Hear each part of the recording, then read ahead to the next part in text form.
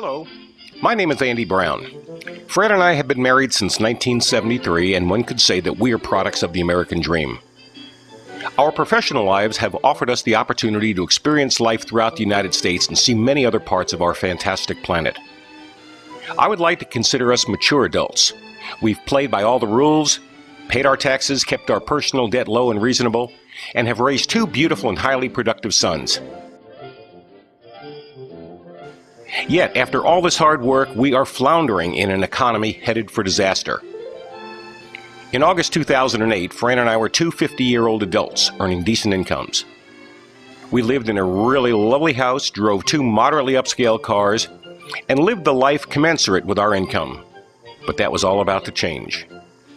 Within the span of just 2 weeks, our jobs were both eliminated. My 401k took a tremendous six-figure dump.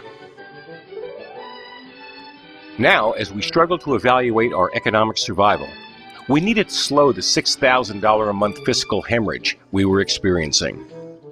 It became readily apparent that our nest egg, or as we now call it, our war chest, will simply not be sufficient to lead us through our golden years unless careful and critical changes are made in the way we live our life. As we watch the daily evolution of our world's economy sink deeper into chaos, we soon realized that the prospect of us ever recovering our previous earnings potential was now a thing of the past. Fran and I went into crisis management mode. We took a decidedly critical look at all of our expenses. We then began making plans and decisions that would allow us to extend the life of our war chest. We immediately refinanced our house, reducing our monthly mortgage from $2,600 to a more manageable $900. While that was an excellent start, we quickly identified healthcare as the single biggest expense that was strangling us. Fortunately, my 10-month severance package included healthcare benefits.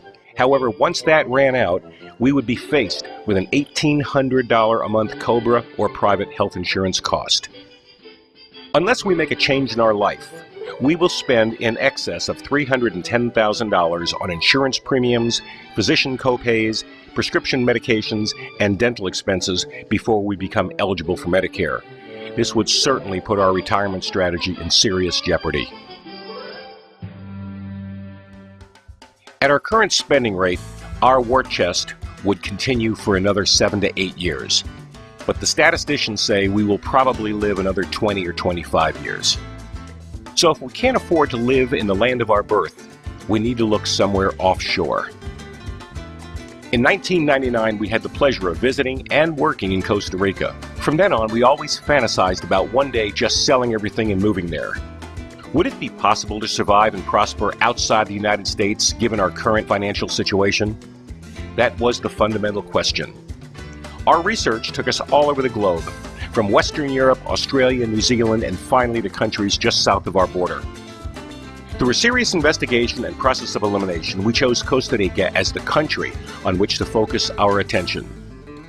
And after sorting through all the junk and BS on various real estate websites, all extolling the virtues of Costa Rica, we decided to come here and see for ourselves what this country was all about.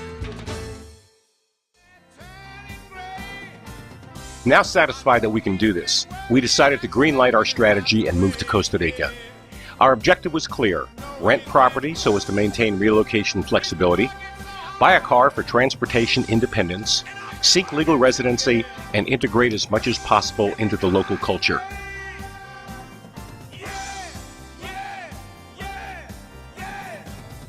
Over the course of several months, we sold our house and most of our larger possessions. We loaded our remaining things onto a Costa Rica-bound container ship. On March 31st, 2009, we said adios to the United States and hola to our new home outside San Ramon in Costa Rica's Central Valley. The only way we were able to validate our research was to track every single cologne we spent. This included everything from our monthly rent to a cold drink purchased at a gas station. Every expenditure was recorded on an Excel spreadsheet. Our research was validated within 8 months of living here. We were spending on average of $2,200 a month, nearly 65% of what we were spending back in the States. Now, after 10 months of living at 3,700 feet above sea level, we needed a change. We were getting tired of the incessant rain, wind, and fog, along with the constant battles with humidity and mold. So we did what we said we would not do. We moved to the beach. And much to our surprise, many of the things we were told about living at the beach turned out to be highly exaggerated and rooted in prejudices fostered by other ill-informed individuals. After several visits to the Guanacaste province, we set our sights on the town of Playa Hermosa. Within days, we found a terrific house, complete with a swimming pool and just a 5-minute walk to the beach. Yes, it was going to cost us more to live here. Now, as a result of having to operate a pool pump and periodic use of air conditioning, we realized that electricity was going to cost us more. We also discovered that some food items were going to cost more as well.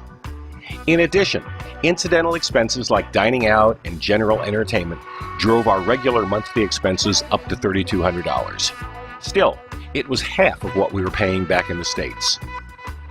In the end, it simply boils down to quality of life.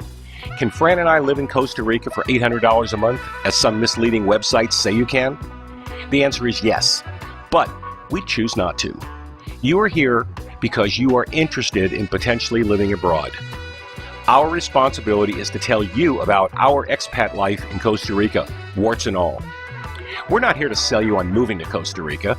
We're here to tell you about the country we are now very proud to call our home.